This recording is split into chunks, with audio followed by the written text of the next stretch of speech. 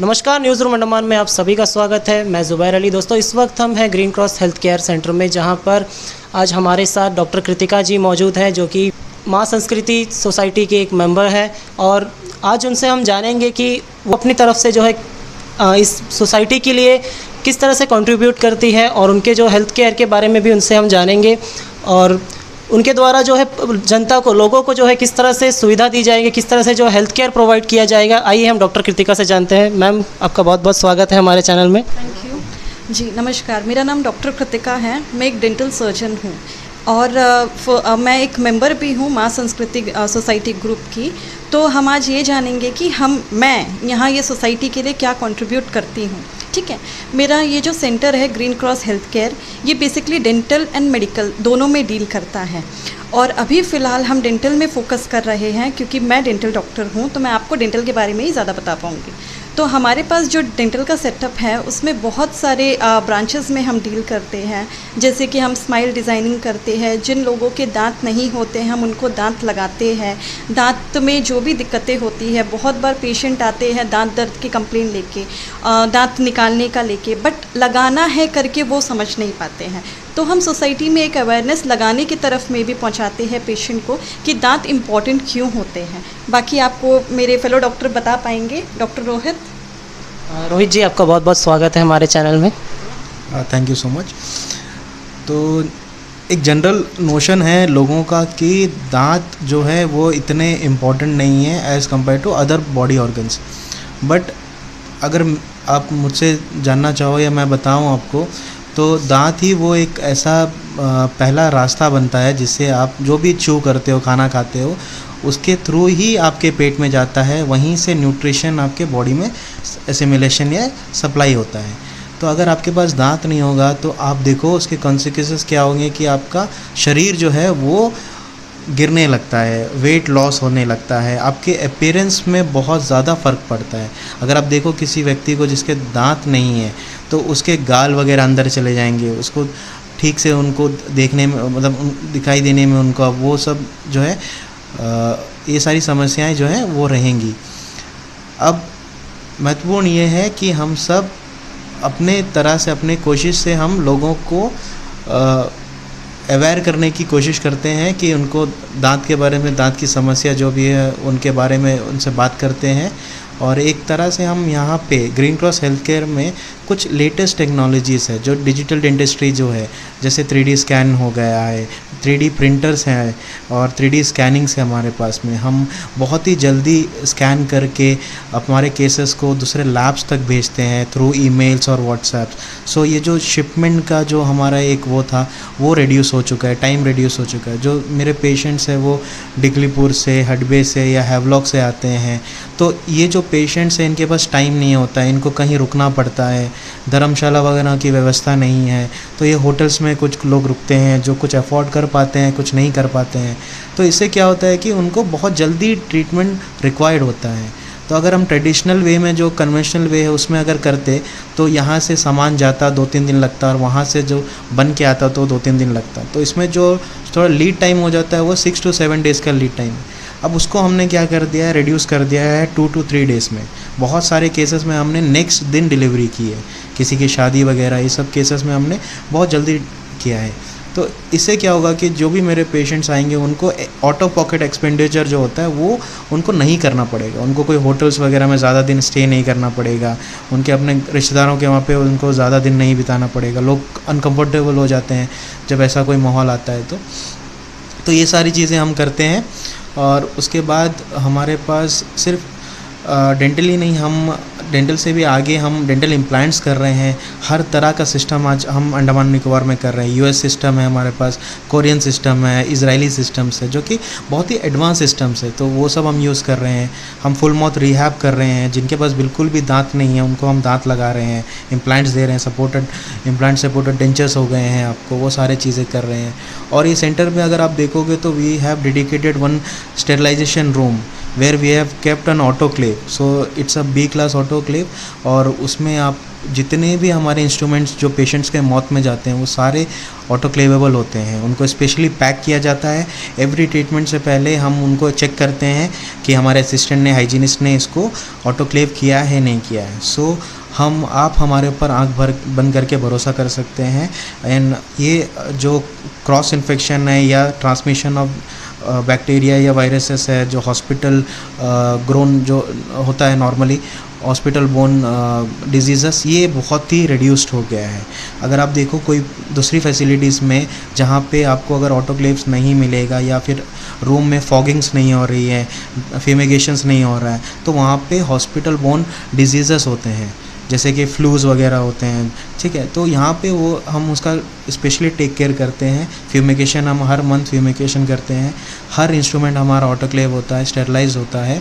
तो ये सारी चीज़ें हम एक इंटरनेशनल स्टैंडर्ड के हिसाब से मेंटेन करते हैं, जो कि अंडमान निकोबार में हो रहा है। तो हमारे कुछ इंटरनेशनल पेशेंट्स भी हैं। मैंने अभी कुछ इटालियन पेशेंट्स का केसेस किया है। कल मुझे एक लंदन बेस्ड एक फ़ीमेल ने मैसेज किया था कि she will be visiting to Andaman and they want some consultation with me. So सिर्फ यहाँ के लोग नहीं, बाहर के लोग भी आज आ रहे हैं हमारे पास, और हम उनका ट्रीटमेंट बहुत ही अच्छे ढंग से कर रहे हैं।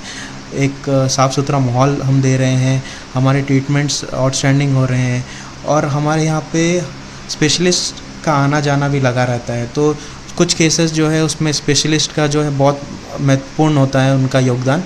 तो वैसे केसेस में डॉक्टर्स आते हैं और हम वाया जैसे हमारे स्कैन्स वगैरह को हम ईमेल करते हैं, फिर टेली कॉन्फ्रेंसिंग के थ्रू में हम उनसे बात करके पूरी ट्रीटमेंट प्लान करते हैं, because planning is very much crucial in our part. तो प्लानिंग होता है, पेशेंट के साथ प्लान करते हैं, कितना दिन लगेगा, कितना वक्त लगेगा, ये सारी चीज़ें हम पहले ही कर लेते हैं। कुछ कंसेंट होता है, कंसेंट वगैरह हम साइन लेते हैं पेशेंट से। So everything is documented. Clinical pictures हम लेते हैं, प्री क्लिनिकल पिक्चर्स होता है, पोस्ट क्लिनिकल पिक्चर्स होता है। तो हम सारी चीज़ मेंटेन करते हैं। हमारे पास एक्सरेज है, स्कैन्स के डेटा कुछ 4-5 साल वाले डेटा भी हैं। तो जो पेशेंट अगर कभी हमारे पास वापस आए पुराने पेशेंट, तो हम उनको उनका एक्सरे वगैरह ईमेल कर सकते हैं। तो ये डेटाबेस भी हमारे पास मेंटेन होता है। फिर हमारे पास एक EMR सॉफ्टवेयर है, इलेक्ट्रॉनिक मेडिकल रिकॉर्ड का। तो उसमें पेशेंट के जो भी पर्सनल डिटेल्स है, बायोडेटा है, या उनका ब्लड ग्रुप्स हो गया है, जो भी डिटेल्स हम लेते हैं वो सारे सेव्स होते हैं, उनको हम सुरक्षित रखते हैं। तो EMR का फैसिलिटीज़ भी हमारे पास है। तो पेशेंट कहीं पर भी हो, जस्ट फ़ोन नंबर के थ्रू हम उनको सर्च कर सकते हैं और उनसे हम बातें वगैरह प्लान डिस्कस कर सकते हैं। सर, जैसा कि आपने बताया कि आपके पास मॉडर्न इक्विपमेंट्स वगैरह हैं, और हमारे अंडमान निकोबार से जो है लोगों को अपना इलाज कराने के लिए जो है बाहर जाना पड़ता है, वो मेलैंड तक जाते हैं छोटे छोटे चीज़ों के लिए। तो सर, ये उनके लिए जो लोग अंडमान में हैं हमारे, उनके लिए कितना कॉस्ट इफेक्टिव होगा सर? इसके बारे में कुछ बताइए सर। देखिए, कॉस्ट इफेक्टिव जैसे आप बता रहे हो, तो हमको सारी चीज़ें पिक्चर में लेनी पड़ेगी। जैसे कि लोग अगर मान लीजिए दूर दराज से आते हैं, नॉर्थ एंड मिडिल अंडमान या लिटिल अंडमान वगैरह से आ रहे हैं, तो उनको पहले पोर्ट ब्लेयर में स्टे करना पड़ेगा, ठीक है। उसका खर्चा आएगा। आप फिर जब चेन्नई या बैंगलोर या कलकत्ता या कहीं भी जाओगे, वहाँ पे आपका एयर टिकट या शिप टिकट उसका कॉस्ट लगेगा। वहाँ पे भी आप कुछ दिन रुकोगे। और एक अच्छी बात यह है कि आप देखिए, बहुत सारे लोगों को ये लगता है कि वो चेन्नई जाके ट्रीटमेंट करा लेंगे, डेंटल ट्रीटमेंट वगैरह करा लेंगे, फिर वापस पोर्ट ब्लेयर आ जाएंगे, अंडमान निकोबार आ जाएंगे। लेकिन उसमें एक छोटा सा कैच है। अब डेंटल ट्रीटमेंट क्या होता है कि कभी कभार आप अगर डेंटल ट्रीटमेंट करते हो तो उसके फॉलो अप्स रिक्वायर्ड होते हैं। तो अगर डेंटल ट्रीटमेंट्स वहीं कराइए जहाँ पे आप बेस्ड हैं। तो आपके घर के आसपास अगर आप डेंटल ट्रीटमेंट कराओगे तो आप नेक्स्ट टाइम फॉलो अप या कोई भी आपको अगर कोई परेशानी हो तो आप उस डॉक्टर से कंसल्ट कर सकोगे। अगर आप ट्रीटमेंट करके वहाँ से आ जाओगे और फिर प्रॉब्लम आती है तो फिर आपको जाना ना पड़ सकता है, तो ये डबल खर्चा हो जाएगा। तो अगर हमारे सेंटर में ऐसा है कि प्राइजेस बहुत अफोर्डेबल्स हैं, ठीक है, एक स्टैंडर्डाइज प्राइसिंग है, और प्राइसिंग जो कि है वो हमारे डिस्प्ले बोर्ड में भी लगा हुआ है। तो जैसे ही लोग आते हैं उनको ऐसा नहीं कि कुछ हिडन चार्जेस है। जो मैं इंडियन पेशेंट्स के लिए जो मेरा कॉस्ट होता है वही मैं फॉरेनर्स के लिए होता है, वही NRIs के लिए होता है। ऐसा नहीं कि वो डिफ़र हो जाता है, उसमें चेंजेस आ जाते हैं, ठीक है। तो वो पहले ही लोग देख सकते हैं, वो डिस्प्ले में है, और कॉस्ट इफ़ेक्टिव है। ये जो सेंटर है बहुत कॉस्ट इफ़ेक्टिव है। ये जो आपने कहा सर, ये बात आपने बहुत अच्छी बताई कि जब हम मेलन ट्रीटमेंट कराने के लिए जाएंगे तो वहाँ से जब कराएं उनको जो है फॉलोअप भी करना पड़ता है। ये जो है एक बहुत ही सेंसिटिव बात है, क्योंकि फॉलोअप करने के लिए जो उनको बार बार फिर वहीं जाना पड़ेगा, क्योंकि हम जब कोई भी तरह का डेंटल सर्जरी करवाते हैं या तो हम इम्प्लांट भी कुछ करवाते हैं तो उसका एक टेन्योर होता है सर, 10 ईयर्स या तो कुछ होता है। उसके बाद हमें जो है फिर से शायद से उसे फॉलोअप करना पड़ता है। सिर्फ टेन्योर की बात नहीं है, लेकिन ऑन द प्रोसेस, जो ट्रीटमेंट का जो प्रोसीजर है वो प्रोसेस में अगर कुछ भी इश्यूज़ हुए हैं, ठीक है, कभी कुछ भी अगर उसमें आपको लगे कि आपको नहीं, आप ठीक नहीं हो रहे, रिकवर नहीं हो रहे, आपके अंदर में ज़रा सा भी क्वेश्चंस है, तो अगर वो वापस आ जाते हो तो आप किससे बात करोगे? तो आप अपने डॉक्टर से आप कंसल्ट करना चाहोगे। कुछ बड़े हॉस्पिटल्स में पीए का सिस्टम्स है, पर्सनल असिस्टेंट होते हैं डॉक्टर्स के, आप उनको कॉल करोगे, फिर वो डॉक्टर्स के पास तक बात पहुंचाते हैं नहीं पहुंचाते हैं, आपको सही टाइम में जो उनका जो रेमेडी है वो मिलता है नहीं मिलता, ये क्वेश्चनेबल है। बेसिकली पोस्ट सर्जिकल प्रोसीजर के लिए जो है उनको यहाँ पर जो है ज़्यादा प्रॉब्लम क्रिएट नहीं होगी, क्योंकि अगर वो मेलैंड जाएंगे तो उनको बार बार आना जाना पड़ेगा, वहाँ पे ज़्यादा उनको कॉस्ट लगेगा। ये आपने बड़ी अच्छी बात बताई। और सर बताइए कि आपका जर्नी कैसा रहा सर, उसके बारे में हमें कुछ बताइए। देखिए, जर्नी हमने छोटे से स्टार्ट किया। हमने एक चेयर से पहले स्टार्ट किया था, एक चेयर हमने लगवाया, उसके बाद हमने जो भी इन्वेस्टमेंट अपने ऊपर किया है या तो हमने एजुकेशन पे किया है और हमारे इक्विपमेंट्स में किया है, क्योंकि हम ये अंडमान निकोबार में रह रहे हैं और यहाँ पे अगर आप कोई भी इंस्ट्रूमेंट्स लो, इक्विपमेंट लो, ठीक है, आपको चाइनीज़ मेक भी मिलेगा, आपको दूसरे कंट्रीज़ का भी मिलेगा, और अब आजकल मेक इन इंडिया भी चल रहा है। उसमें क्या होगा कि आपको सर्विस अंडमान निकोबार में नहीं मिलेगी। तो अगर कल को मेरा मशीन इक्विपमेंट बैठ गया तो मेरे को कोई बाहर से लोग आए, चेन्नई से, बैंगलोर से लोग आए और यहाँ पे ठीक करे, तो इसका जो ड्यूरेशन होगा, जो टाइम होगा, वो बहुत ज़्यादा लगेगा। तो इस वजह से हमने क्या किया, हमने अपने ऊपर पढ़ाई में, एजुकेशन में और हमारे इक्विपमेंट्स में लगाया। फिर उसके बाद जैसे जैसे हमने अच्छा करना शुरू किया तो हमने दूसरा चेयर लगाया, फिर हम मॉडर्न इक्विपमेंट्स में गए, 3D स्कैनर वगैरह में, 3D प्रिंटर्स वगैरह में गए। अब हम ओरल कैंसर में जा रहे हैं। हमने लास्ट मंथ ओरल कैंसर का एक सिम्पोजियम रखवा था, जहाँ हेड एंड नेक सर्जन्स आए थे चेन्नई से, और वहाँ पे हमने बाकी सारे डेंटल फेटर्निटी से और मेडिकल डॉक्टर्स से हमने वहाँ पे बातें की और कहा कि ये जो ओरल कैंसर है इसका अवेयरनेस बहुत इम्पॉर्टेंट है, क्योंकि ये एकमात्र कैंसर है बॉडी का जो बहुत जल्दी एक्ट करता है, बहुत रैपिडली ग्रो करता है, और इससे क्या होगा कि जो इंसान का जो लाइफ है, जो क्वालिटी ऑफ लाइफ है, वो रिड्यूस होता है, ठीक है, मोर्टेलिटी हो जाता है, इसमें डेथ वगैरह भी कॉमन है। तो इसमें क्या है कि अर्ली डायग्नोसिस का हमको ज़रूरत था, तो हमने सेंटर रिकॉग्नाइज़ किया। हमने एक चेन्नई की सेंटर है, राजन ओरल कैंसर सेंटर, उसके साथ पार्टनरशिप किया। तो अब ऐसा हो गया है कि हम हमेशा सर्जन्स वगैरह को, हेड एंड नेक सर्जन को बुलाते हैं, और वो हमारे पेशेंट्स जो भी, जिनको भी इस समस्या से जो भी जूझ रहे हैं ओरल कैंसर के, जैसे मुंह में अल्सर होना, अल्सर का जो है ठीक नहीं होना, और आपके गले का में खराश रहना, हमेशा आवाज़ चेंज हो जाना, और अगर गले या फिर आपके मौत में कुछ लम्स वगैरह हो गए हैं, गिट्टियाँ हो गई हैं, तो ये सब जो पेशेंट्स होते हैं उनका हम यहीं पे डायग्नोसिस कर सकते हैं। हम बायोप्सी भी कर सकते हैं यहाँ पर, और बायोप्सी को भेज सकते हैं हम टेस्टिंग के लिए, और उससे पता चल जाता है कि कैंसर है कि नहीं, अगर है भी तो कौन से स्टेज का है।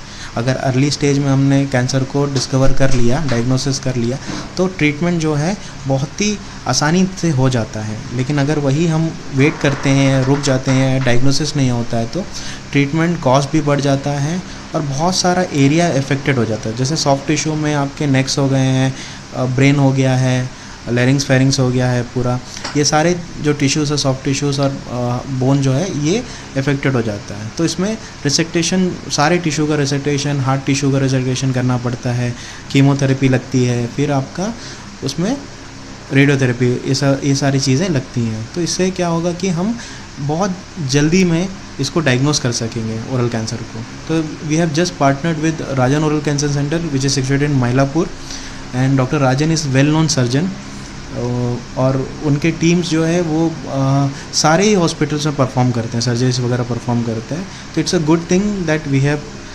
partnered with them, and they are coming to Port Blair, so they have come once, last month they have visited our center। यहाँ पे भी कुछ पेशेंट्स को देखा, और पोस्ट ऑप जो पेशेंट जिन्होंने पहले ही ट्रीटमेंट करा रखा है, उनके लिए उनका कुछ रिहैबिलिटेशन जो सोच रहे थे कि उनके बहुत सारे टिश्यूज़ को निकाला गया, हार्ट टिश्यू वगैरह को, तो उनमें कैसे हम इम्प्लांट्स देकर या कुछ ऑब्चुरेटर वगैरह दे के उनको कैसे हम रिहैब कर सकें। तो ये सब वी हैव डन सो फार, और ये जस्ट जर्नी है, जस्ट स्टार्ट है जर्नी का, इट्स नॉट एंड। और भी आगे हम कुछ ना कुछ करते रहेंगे। सर जो आपने बताया ये ओरल कैंसर के बारे में, सर आप जो इनके ट्रीटमेंट वगैरह करते हैं, सर हमारे अंडमान निकोबार में जो है ये टोबैको कल्चर बहुत ज़्यादा चल रहा है सर। मतलब हर एक बंदा आप देखेंगे 100 में से 95% जो पर्सन है टोबैको कंज्यूम करते हैं सर। अब आप तो रोज़ ये केसेस देखते होंगे ओरल कैंसर्स के सर, मेनली कैसे फाइंड आउट करते हैं सर कि ये टोबैको से ही होता है मैक्सिमम यहाँ पे, कि कुछ और रीज़न भी हैं, जेनेटिक रीजंस वगैरह भी होते हैं सर? देखिए, ओरल कैंसर का जो प्रिडिक्शन है वो मेल्स में ज़्यादा है, तो मेल्स में ज़्यादा होगा। और हैबिट जिसका है, जैसे कि आपने बोला कि टोबैको का हैबिट है, तो टोबैको 2 फॉर्म में अवेलेबल है, स्मोकलेस और स्मोकिंग टोबैको। अभी जैसे स्मोकलेस में आपका पान हो गया, सूखा हो गया जो लोग रखते हैं, या महुआ हो गया है, ये सब जो चीज़ें हैं ये स्मोकलेस टोबैको है। तो इसको क्या है कि रखा जाता है, तो जो भी साइड में इसको रखा जाता है वहाँ पर ये उस साइड में कुछ ना कुछ रिएक्शन करता है। ठीक है, हमारा जो बकल म्यूकस है बहुत पतला होता है, जो टिश्यू है बहुत पतला होता है, तो ये वो लाइनिंग को काटता है। ठीक है, वहाँ पे बहुत टाइम से इसको करते रहोगे तो वहाँ पे इफ़ेक्ट करता है। सिमिलरली जो स्मोकिंग टबैको है, जो आपका बीड़ी हो गया, सिगरेट हो गया है, ये सारी चीज़ें जो हैं ये आपके लंग्स वगैरह को इफ़ेक्ट करती है। लंग्स को इफ़ेक्ट करके आपके इसोफेगस एरियाज़ को, जो और गले के ऊपर वाले रीजन हैं, फेरेंक्स वगैरह, इन सबको ये इफ़ेक्ट करती है। बट ये लॉन्ग टर्म में इफ़ेक्ट करती है। तो अगर आप मान लीजिए आप एक पैक सिगरेट का पीते हो, ठीक है, और आप 10 ईयर्स पीते हो, तो ऐसी कुछ कॉम्प्लिकेशंस आ सकती है, कैंसर वगैरह आपको आ सकता है। अगर इसको समझना है या अर्ली डायग्नोस करना है तो हमको इसके साइंस को नोटिस करना है। तो कैंसर का साइन होगा कि आपके मुंह में अल्सर्स होने लगेंगे, तो जो अल्सर हील नहीं होते, नॉन हीलिंग अल्सर्स, छोटे अल्सर, बड़े अल्सर, ऐसे नॉन हीलिंग अल्सर, मुंह के साइड में जहाँ पान रखते हो या फिर सूखा रखते हो वहाँ पे चोट होना, मुंह में आपको टेस्ट नहीं पता चलना, या फिर आपको तीखापन लगना, कुछ भी खाते हो आप तो तीखापन लगेगा आपको, तो ये सारी बर्निंग सेंसेशन बोलते हैं जिसको, ये सारी अर्ली साइंस है। तो जब भी आपको ऐसा हो और मुंह ना खुले, बहुत लोगों का मुंह नहीं खुलता है क्योंकि वहाँ पे बैंड्स बन जाते हैं, फाइब्रॉइड्स बन जाते हैं, तो मुंह नहीं खुलता है। तो अगर ऐसा हुआ, आपको लगे कि ऐसा हो रहा है, आप हैबिट का भी शिकार हो, तो आप आ सकते हो। हम टबैको सेशन का काउंसलिंग भी करते हैं, हम ट्राई करते हैं कि लोग इसको छोड़ें, नशा मुक्त हो, और फिर हम उनका डायग्नोसिस कर सकते हैं, क्लिनिकल डायग्नोसिस कर सकते हैं। अगर हमें लगा कि बायोप्सी नीडेड है तो हम बायोप्सी भी कर सकते हैं। तो ये सारी सुविधाएं हैं, हम ये सब कर सकते हैं। सर आजकल काफ़ी लोग जो है टोबैको यूज़ जो करते हैं, जो कहीं किसी और तरीके से जो है निकोटीन को अपने अंदर कंज्यूम करने को, जो टोबैको छोड़ना चाह रहे हैं, वो कहीं और तरीके से जो है निकोटीन अपने अंदर कंज्यूम, जैसे आप देख सकते हैं च्युइंगम के ज़रिए, जैसे आप देख सकते हैं हमारे मेडिकल स्टोर्स पे जो उपलब्ध है। सर क्या वो एक अल्टरनेट बेस्ट ऑप्शन हो सकता है इसके लिए? इसके बारे में बताइए सर। देखिए, टोबैको सेशन जो है वो बहुत सारी फैक्टर्स में आपको डिपेंड करेगा। एक तो आपको अंदर से आना होगा कि आपको ये आदत छोड़नी है, ठीक है। दूसरा है कि आप जो निकोटिक्स है या जो भी गम्स अवेलेबल है मार्केट में, उसको इसका सब्स्टिट्यूट ना समझें कि अगर आप स्मोक नहीं कर रहे हैं या पान नहीं खा रहे हैं तो आप वो खाते रहें। वो जस्ट आपको एक कुछ दिनों के लिए आपको उसको यूज़ करना है ताकि आप हैबिट को दोबारा फॉर्म होने से रोक सकें। हैबिट में हमेशा ये होता है कि आप थोड़े दिन छोड़ते हो, फिर हैबिट दोबारा फॉर्म होता है, तो उसको ब्रेक करने के लिए ही हम ये सब्स्टिट्यूट का यूज़ करते हैं। तो सब्स्टिट्यूट का यूज़ लॉन्ग टर्म सही नहीं होता है। सर आपका बहुत बहुत धन्यवाद, जो आपने हमें इस अपने डेंटल्स के बारे में और होने वाली प्रॉब्लम्स जो है इसके बारे में आपने बहुत अच्छी जानकारी दी। और मैं अपने दर्शकों को भी साथ ही साथ बताना चाहूँगा कि आप किसी भी तरह के माउथ अल्सर, किसी भी तरह की अपने डेंटल प्रॉब्लम से अगर आप जूझ रहे हैं, यहाँ पर एक बार विज़िट करिए, क्योंकि आपको डेंटल प्रॉब्लम्स है वो सभी जो है डॉक्टर रोहित जी जो है ट्रीट करते हैं, वो डील करते हैं। तो चलिए दोस्तों, इसी के साथ मैं ज़ुबैर अली न्यूज़ रूम अंडमान के साथ फिर किसी खबर के साथ आपसे मिलेंगे। धन्यवाद।